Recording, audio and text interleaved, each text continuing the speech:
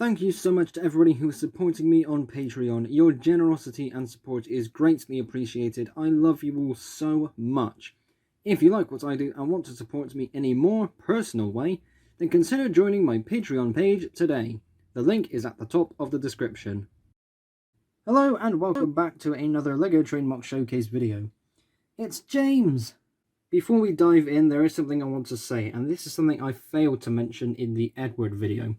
James and Edward were two models I have attempted in the past, and both of them are very lesser in value and quality to how I've built them today.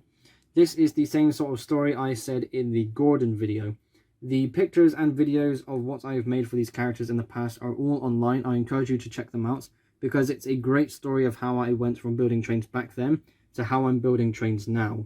So once I built Edward, I thought about building James straight after, because the two locomotives are very close in shape and size, so I thought it'd be a good idea to make Edward and then go straight into making James, because I can use Edward as a basis.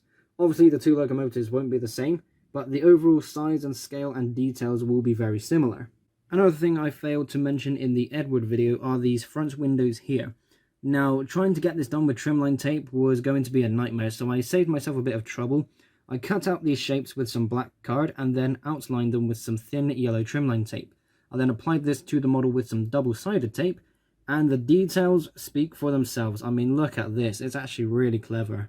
If there was anything on this model I'm not a fan of, it's how I've dealt with the splashers. So the running boards on these models are supposed to have a bit of grey sticking out, like you can see for the first two splashers, but that last one is supposed to be in line with the cab. Now this model is 7 studs wide and it really does capture a lot of detail that way, but you can see how the first two are in line and then that last one sticks out by half a stud. It's a bit of a mess, but sadly that's just how I built it. All of the wheels for my James model are official LEGO wheels and they are all in black. The drive wheels and the pilot wheels are all rigid on the same base. It is at a point where they can still go around points and corners without derailing. The front and middle drive wheels are blind, where the rear is flanged. The tender is near enough the same size and dimensions as Edward's tender, with a few obvious modifications. But all the same, this was built to be very smooth. Just like the Edward model, I am using a Golden Bear push-along toy for the face. Now, I didn't have the Edward toy to hand, but I do have the James toy. And that is what it looks like. So if you want to do what I do, and use this style of face, that is what the toy looks like. They're relatively cheap. I was able to get mine for £5. And yeah, for this style of build at least, it's actually a really good fit. Of all of the locomotives I built, James is a bit of a standout for me. Maybe it's because I'm a Thomas fan and he's part of the original 5. Maybe it's his personality. Maybe it's the fact that he's built in red. I don't actually quite know. I can't put my finger on it.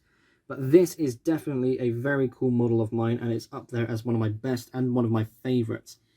This is something that just turned out so well, and I'm so happy with it. Thank you to everybody who is supporting me on Patreon. Your generosity and support will always be greatly appreciated, and I love you all so much. If you want to support me in a more personal way, then consider joining me on Patreon today.